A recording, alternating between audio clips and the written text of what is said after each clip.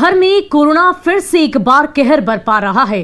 Corona की इस बेलगाम रफ्तार पर काबू करने की कोशिश में बिहार सरकार की ओर से कई पाबंदियां लगाई गई है। इन पाबंदियों के साथ साथ न्यूज 18 बिहार झारखंड पर और इस वक्त हमारे साथ डॉक्टर फौजिया शफी गायनेकोलॉजिस्ट जुड़ी हुई हैं। बहुत बहुत स्वागत है मैम आपका। डॉक्टर विनय रंजन शिशु रोग विशेषज्ञ, बहुत बहुत स्वागत आपका भी। और doctor Neha Singh consultant Patna AIIMS, तमाम डॉक्टर्स का बहुत बहुत स्वागत है। आपने अपनी व्यस्ततम दिनचर्या में हमारे लिए वक्त निकाला, हमारे दर्शकों के लिए वक्त निकाला। इस वक्त आपकी सलाह, आपके परामर्श की हम सभी को जरूरत है। और सबसे पहले मेरा पहला सवाल होगा डॉक्टर नेहा सिंह से, कंसल्टेंट पटना एम्स। मैम, जिस तरीके से कोरोना का संक्रमण काफी तेजी से फैल रहा है और ऐसे में डेल्टा वेरिएंट दूसरी लहर आई थी और अभी ओमिक्रॉन भी तेजी से फैलता नजर आ रहा है। पटना की अगर बात कर ले तो कैसे इसकी पहचान की जाएगी कि क्या मरीज ओमिक्रॉन से संक्रमित है या फिर वो डेल्टा वेरिएंट से संक्रमित है? क्या इनके लक्षणों में किसी तरह का डिफरेंस है? हाँ, डेफिनेटली। जैसे कि ना कि ये अभी जो पैन इंडिया जो हमारा स्टेट है, ये थर्ड वेव से हम लोग अभी इसका सामना कर रहे हैं। तो नॉर्मल फ्लू लाइक सिम्टम्स जो थे ये कॉमन कोल्ड के थे, और डेल्टा में जो खासियत थी कि लॉस ऑफ टेस्ट और एनोज़मिया, ये सब जो है इसको सेग्रेट कर रहा था नॉर्मल कॉमन फ्लू के साथ जो कि डेल्टा में थे। वही ओमिक्रॉन में जो कि वैक्सीनेशंस के बाद ये स्टेन्स देखी जा रही है जो लोगों में हुआ है, तो उसमें जो एनोज़मिया है, लॉस ऑफ टेस्ट, ये इन चीज़ का जो है कॉमनली जाना नहीं है।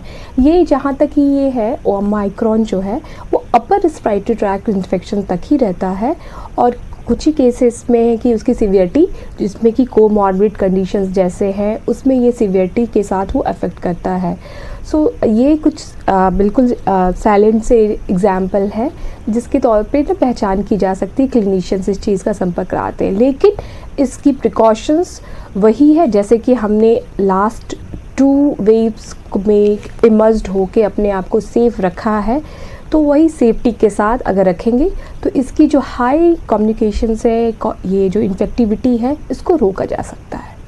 जी, डॉक्टर विनय रंजन, आप हमें ये बताएं कि जिस तरीके से ओमिक्रॉन के पेशेंट्स भी बढ़ रहे हैं, उनकी भी संख्या में अब बढ़ोतरी हो रही है, लेकिन एक सिम्टम जो बैक पेन का है, ये समस्या हर किसी को हो रही है। क्या वाकई इसे ओमिक्रॉन का एक सिम्टम माना जाए?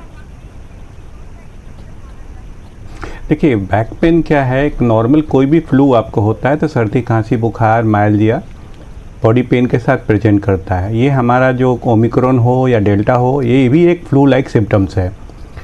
तो जो भी आइदर अल्फ़ा में भी हमने देखा था, डेल्टा में भी देखा है, डेल्टा प्लस में भी, और रिसेंटली जो ओमिक्रॉन है इसमें भी देखा गया है कि जो सिम्टम्स आ रहा है, फीवर के साथ हल्के बॉडी पेन, जिसमें कि बैकएक आपने कहा, इसको लेके प्रेजेंट कर रहा है।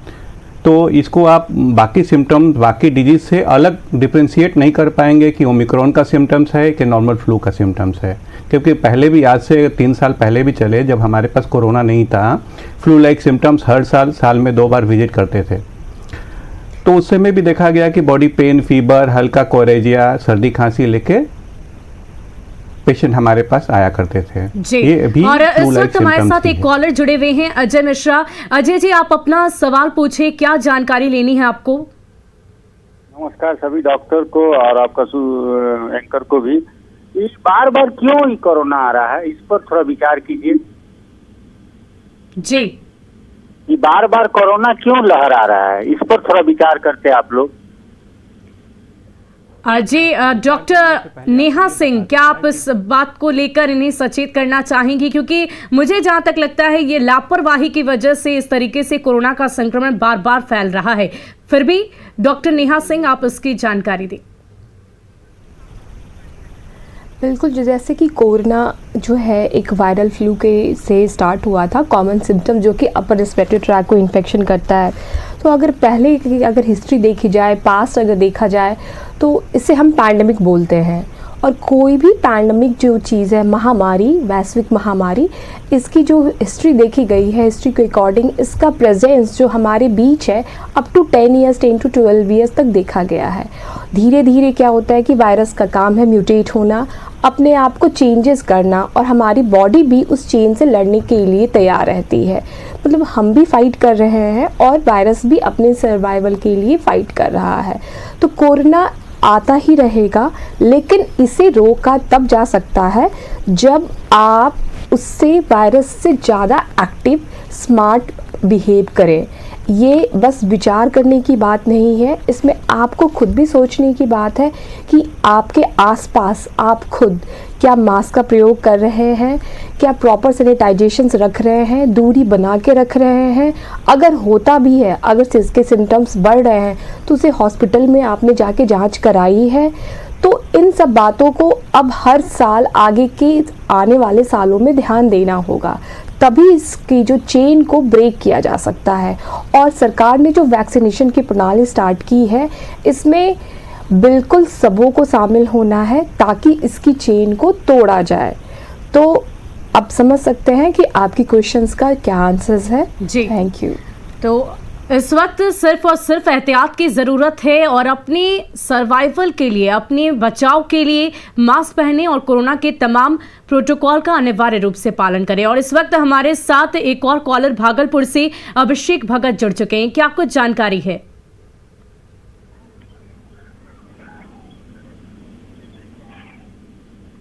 अभिषेक, आप हमारी आवाज़ सुन सकते हैं? क्या क्वेश्चन है आपका, क्या सवाल है आपके?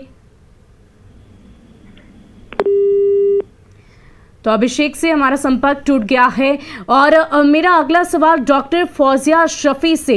जी, जिस तरीके से लगातार कोरोना का संक्रमण तो फैल ही रहा है, लेकिन इस वक्त अगर हम माँ की बात करें जो इस वक्त गर्भवती हैं और आने वाले वक्त में वो बच्चे को जन्म देगी, उन माँओं को किस तरह की एहतियात बरतनी चाहिए?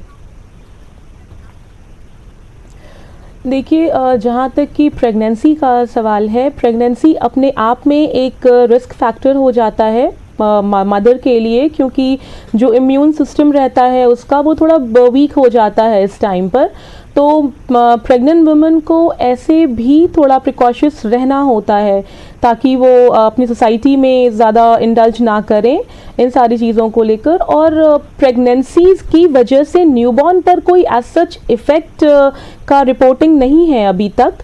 बट हाँ, ड्यूरिंग प्रेगनेंसी अगर आपको मदर को कोविड हो जाता है तो मदर की कंडीशन कॉम्प्लिकेट हो सकती है, क्योंकि कोरोना मतलब कोविड की वजह से एक मतलब थ्रोम्बस जैसा एक ब्लड क्लॉट फॉर्मेशन होता है प्लासेंटा में, जिसकी वजह से आपको मदर को बहुत सारी चीज़ों का प्रॉब्लम फेस करना पड़ता है, लाइक प्री क्लैम्शिया और भी चीज़ें हैं, जैसे बर्थ मतलब बच्चे का वज़न कम होना, प्री टर्म डिलीवरी हो जाना। तो ये सारी कॉम्प्लिकेशंस आ सकती हैं प्रेग्नेंट लेडीज़ में। तो मेरा यही कहना रहेगा कि आप जितनी ज़्यादा हो सकता है आप मतलब अपने आप को संक्रमण होने से बचें एंड ज़्यादा बाहर ना निकलें, बिकॉज जितना आपका एंटीनेटल विजिट जो नेसेसरी है उतने तक ही रखें एंड लोगों से थोड़ा डिस्टेंस मेंटेन करके रखें। और इस वक्त हमारे साथ एक कॉलर संजय सिंह दानापुर से जुड़ चुके हैं, पटना से। संजय जी, आप अपना सवाल पूछिए। जी नमस्कार सभी डॉक्टरों को। हेलो जी, हेलो जी, आपकी आवाज मिल रही है? जी, मैं बोल रहा था कि 2 रोज पहले बाइक से मैं आया था बक्सर से, और थोड़ा सा सर्दी खांसी टाइप के लग रहा है, लेकिन फीवर नहीं है जी। क्या मैं अभी जांच कोविड-19 की जांच करा सकता हूँ? हाँ, डॉक्टर विनय रंजन, आप इनके सवालों का जवाब दीजिए। देखिए, ऐसे तो कोविड-19 का कोई ऐसा सटीक इलाज नहीं है कि कोविड-19 हो जाए तो आपको ये दवा खानी है। आपकी जो परेशानी है वो नॉर्मल फ्लू की तरह है। आप सर्दी खांसी की जो नॉर्मल दवा आप लेना चाहें ले सकते हैं अपने डॉक्टर की सलाह से। 2 से 3 दिन के बाद भी अगर सिम्पटम परसिस्ट करे या बढ़ने लगे तो निश्चित तौर से आपको जाके जो रैपिड एंटीजन टेस्ट है वो करा लेना चाहिए, ताकि आपको कोविड है कि नहीं इसको दूर किया जा सके। जी, तो मुझे लगता है संजय सिंह जी आपको आपके सवालों का जवाब मिल गया होगा। इस वक्त हो सकता है आप में फ्लू के लक्षण हो, इसलिए सिर्फ सावधानी बरतें, सतर्क रहें। और डॉक्टर विनय रंजन, मैं आपसे ये जानना चाहूँगी कि जिस तरीके से दूसरी लहर में काफ़ी लोग कोरोना से संक्रमित हुए, उन्हें स्टेरॉइड की डोज भी चढ़ाई गई, ऐसे लोगों को क्या विशेष सतर्क रहने की ज़रूरत है, कुछ एहतियात बरतने की ज़रूरत है? और अगर उन्हें फिर से कोरोना हो जाए तो क्या उन्हें फिर से स्टेरॉइड चढ़ाने की नौबत आ सकती है? देखिए, स्टेरॉइड का जहाँ तक रोल था, माइल्ड टू मॉडरेट केसेस में हम लोग स्टेरॉइड नहीं देते थे। स्टेरॉइड जो है उनको सीवियर केसेस के लिए हम लोगों ने रिजर्व रखा था। जब परेशानी बहुत बढ़ जाती है, हॉस्पिटलाइज होने की ज़रूरत हो, तब हम लोग स्टेरॉइड का यूज़ करते थे। अभी का जो डेल्टा प्लस के बाद का जो ये वेरिएंट है ओमिक्रॉन को देखा गया अभी तक कि इसकी सीवियरिटी रेट उतनी नहीं है जितना कि डेल्टा की थी, बट इन्फेक्टिव, जिसको R0 वैल्यू बोलते हैं, इसकी 3 से 4 गुना ज़्यादा है डेल्टा प्लस से। ये संक्रमित ज़्यादा कर रहा है, लेकिन इसकी सीवियरिटी और मोर्टालिटी की बात करें बहुत अभी भी कम रिपोर्टेड हैं। तो ऐसे केसेस में अभी तक हम लोगों को स्टेरॉइड की यूज़ करने की ज़रूरत नहीं पड़ी है। जहाँ तक रही बात जिनको पहले से कोविड हो चुका है, दोबारा कोविड होता है, तो ऐसा नहीं है कि जिसको एक बार बुखार आया और दोबारा नहीं हो सकता। उसी तरह से कोरोना भी है, जिसको एक बार हो चुका है, ठीक है, उसको दोबारा भी होने के चांसेस रहती हैं। लेकिन डिपेंड करता है कि स्टिल हमारी सोसाइटी में भी दोनों वेरिएंट मौजूद हैं, डेल्टा प्लस भी है, ओमिक्रॉन भी है। तो सीवियरिटी को देखते हुए ट्रीटमेंट को, मॉड्यूल को चेंज करना होता है। क्या और इस वक्त हमारे एक और कॉलर हमारे साथ जुड़ चुके हैं, संजय कुमार गुप्ता मुजफ्फरपुर से हमारे साथ हैं। क्या सवाल है संजय जी, आपको क्या जानकारी लेनी है? जी सही, सबसे पहले तो मेरा नाम शंकर कुमार गुप्ता है जी। मैं अपने किराना दुकान चलाता हूँ। मैं डॉक्टर साहब से ये परामर्श लेना चाहता हूँ कि हम किस तरह से अपने दुकान को सुचारू रखें और किस चीज का ध्यान रखें। हाँ जी, डॉक्टर फौजिया शफी, आप इनके सवालों का जवाब दें। हालांकि कोरोना के तमाम मानकों का आपको ख्याल रखना है, लेकिन फिर भी एक बार डॉक्टर से बातचीत कर लेते हैं। जहाँ तक कि आपने बताया कि आप एक किराना दुकान चलाते हैं, तो उसको मतलब वहाँ पे लोगों का आना जाना काफ़ी रहता होगा। तो मेरे हिसाब से आपको पहले तो मास्क का प्रयोग करना होगा, और आपको सामान जब देना होता है तो बेहतर है कि आप ग्लव्स का भी इस्तेमाल करें, ताकि आपका हाथ किसी भी कस्टमर से टच ना हो। सेकेंडली आप ये कर सकते हैं कि आप अपने और कस्टमर के बीच में एक प्लास्टिक की शीट या एक ट्रांसपेरेंट बैरियर सा कुछ बना सकते हैं, ताकि जो भी कस्टमर आ रहे हैं वो बैरियर के उस पार ही रहकर आपसे बात करें, और आप इससे सुरक्षित रहेंगे। और अगर कस्टमर इन्फेक्टेड है तो आप बचे रहेंगे, या फिर अगर आप इन्फेक्टेड हैं तो आपका कस्टमर बचा रहेगा।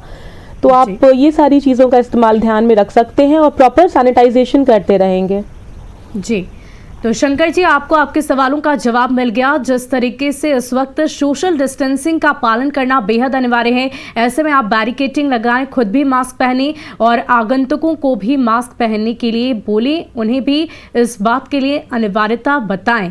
और इस वक्त डॉक्टर फौजिया शफी, आपसे मेरा एक और सवाल ये है कि अगर एक माँ जो इस वक्त ब्रेस्ट फीडिंग करा रही है वो कोरोना संक्रमित हो जाती है, तो क्या उस बच्चे की टेस्ट करने की ज़रूरत है?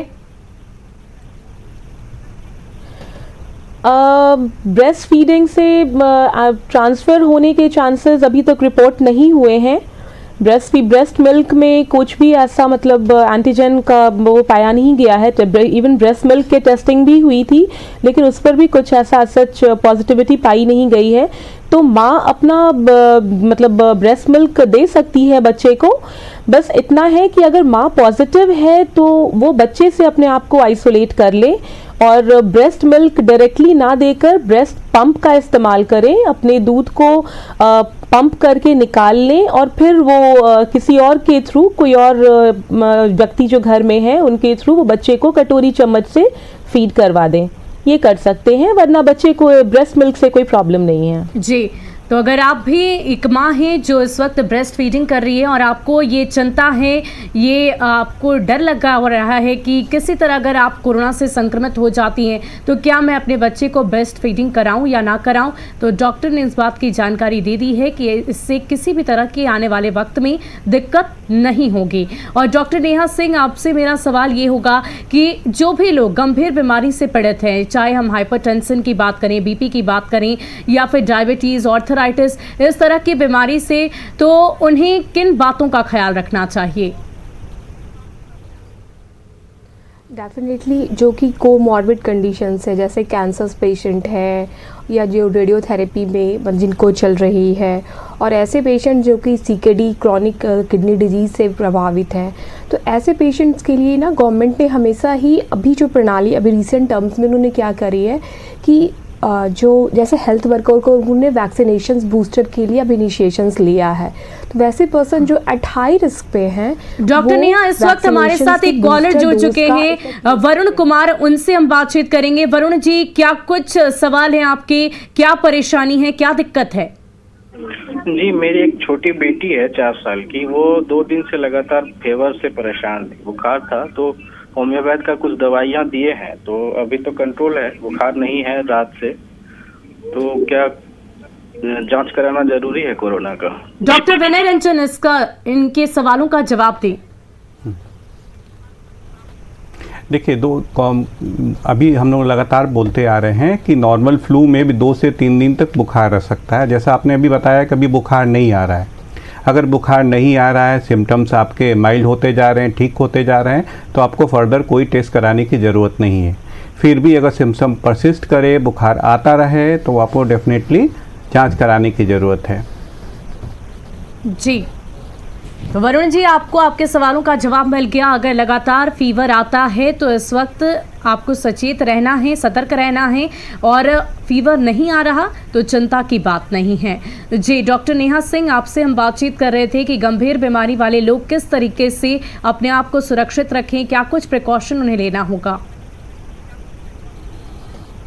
तो डेफिनेटली जैसे कि अभी मैं बता रही थी कि सरकार ने वैसे लोगों के लिए जिनको जो कि हाई रिस्क है, उन्होंने वैक्सीनेशन की प्रणाली में उनको लास्ट ईयर भी आगे किया था। सेम इस ईयर में भी उनको बूस्टर के लिए एक सर्टिफिकेट के माध्यम से वो बूस्टर की डोज को ले सकते हैं, ताकि सीवियरिटी ऑफ कोविड से बचा जा सके।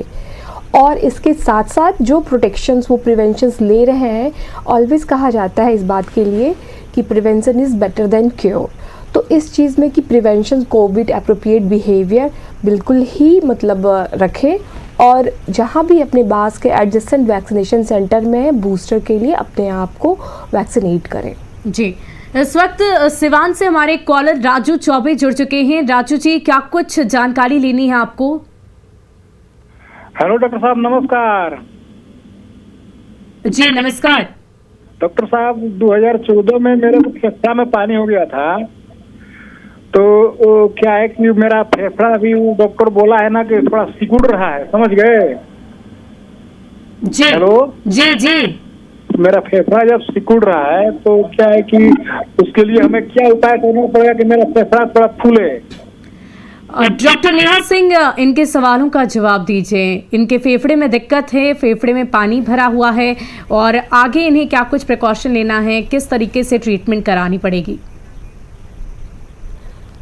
डेफिनेटली, अगर जैसे कि आपने बताया कि आप लंग इन्फेक्शन से प्रभावित हुए थे और आपके फेफड़ों में पानी चला आया था, फिर जो कि अभी वो ठीक हो रखा है, और आप कैसे इसको अपना नॉर्मल कंडीशंस में अप्लाई करें, तो डेफिनेटली जब भी लंग में कोई इन्फेक्शंस होता है तो लंग की जो कोशिकाएं होती हैं वो जब ठीक हो जाती हैं तो अपने आप को फाइब्रोसिस कर लेती हैं।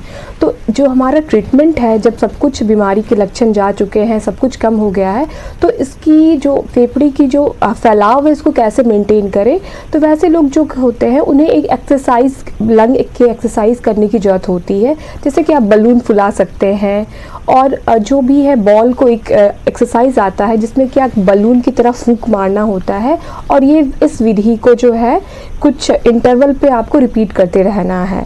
10-15 के बाद आप 1 घंटे के बाद फिर करते हैं। इससे क्या होगा कि आपकी जो लंग की कोशिकाएं हैं उनमें स्ट्रेचिंग जो है ज़्यादा आएगी।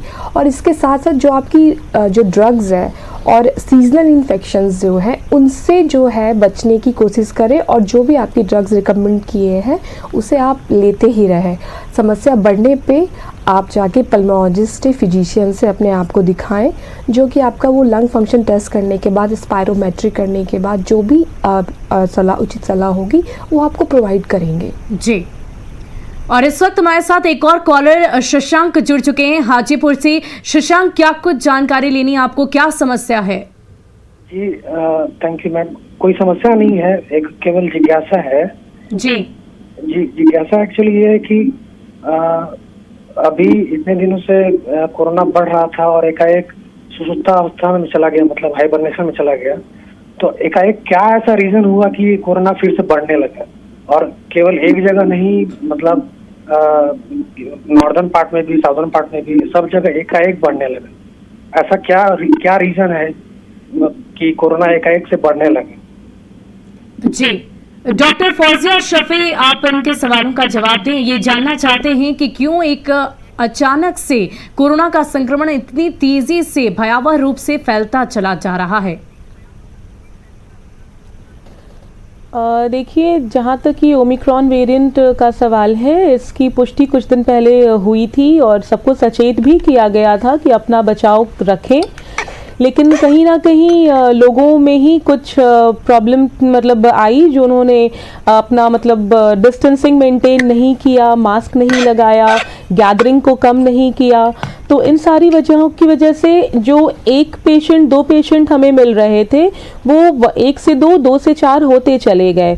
आप अगर पिछले दिनों की बातों को नोटिस करेंगे तो लोगों ने 31 दिसंबर की गैदरिंग को भी अवॉइड नहीं किया, लोगों ने क्रिसमस गैदरिंग को भी अवॉइड नहीं किया। जो बड़ी बड़ी गैदरिंग्स हुई हैं उसको अवॉइड ना करते हुए मेले में जाना एंड एवरीथिंग। तो इन सारी चीज़ों की वजह से बहुत प्रभाव पड़ता है कोरोना जैसी बीमारी को बढ़ने में। तो इसको हमने खुद ही हवा दी है, खुद ही अपना बचाव ना करते हुए हमने खुद ही इस बीमारी को हवा दी है, जो इतनी तेज़ी से बढ़ता चला जा रहा है। अब अगर हमें इसे कम करना है या रोकना है तो हमें इसके चेन को तोड़ना होगा, और चेन को तोड़ने के लिए हमें अपने आप को बचाना होगा, कुछ सोशल डिस्टेंसिंग मेंटेन करनी होगी, थोड़ा आइसोलेशन में रहना होगा।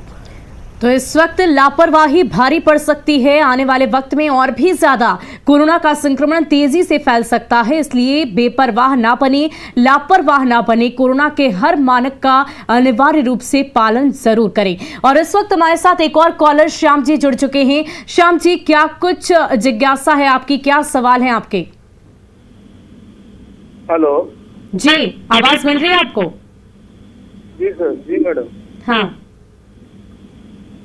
मेरा सवाल था मैडम कि जैसे घर में अभी हल्का सा सिस्टम सर्दी खांसी का सब लोगों को है, तो घर पर आकर कोई टेस्टिंग वगैरह कोई इंतजाम है क्या? जी, डॉक्टर नेहा सिंह, आप इनके सवालों का जवाब दें। ये जानना चाहते हैं कि क्या घर पर किसी तरह से कोरोना की जांच की जा सकती है? बिल्कुल, अभी जैसे कि अभी रिसेंट गाइडलाइन आई है होम आइसोलेशंस के लिए। अगर आप संक्रमित हैं और ऐसा महसूस हो रहा है कि घर के अन्य सदस्य भी, तो रैपिड एंटीजन जो होम आइसोलेशंस किट में अभी जो अवेलेबल है, उससे आप घर बैठे ही आप अपना टेस्ट कर सकते हैं। साथ में अगर जो पॉजिटिव इसमें आते हैं तो वो अपने आप को आइसोलेट करें। घर के अन्य मेंबरों को भी अपने सीधे यही सलाह दें, अगर वो पॉजिटिव आते हैं तो उनको अलग रखा जाए और एक मेंटेन डिस्टेंसिंग बना के रखी जाए। खास करके बच्चों के तौर पे आप जो करेंगे वही जो है बच्चे आपसे सीखेंगे। तो ऐसे बिहेवियर जो है, कैसे प्रोटेक्शंस रखें, सही इन्वायरमेंट विद कैसे आप सैनिटाइज करते हैं, फ्रीक्वेंसी हैंड वॉशिंग की, ये सब मेंटेन रखें ताकि उनको रोका जा सके इन्फेक्शंस होने से। जी, बहुत बहुत शुक्रिया तमाम जानकारी के लिए। Doctor Fauzia Shafi gynaecologist, doctor Vinay Ranjan शिशु रोग विशेषज्ञ, doctor Neha Singh consultant, Patna AIIMS, आप सभी का तहे दिल से शुक्रिया। आपने अपनी व्यस्ततम दिनचर्या से हमारे लिए वक्त निकाला और हमें ये अहम जानकारी दी। इस वक्त लापरवाही भारी पड़ सकती है, इसलिए अपनों का ख्याल रखें, अपना ख्याल रखें। जीवन आपका है और इसकी सुरक्षा आपके ही हाथों में है। देखते रहिए न्यूज़ 18 बिहार झारखंड। नमस्कार।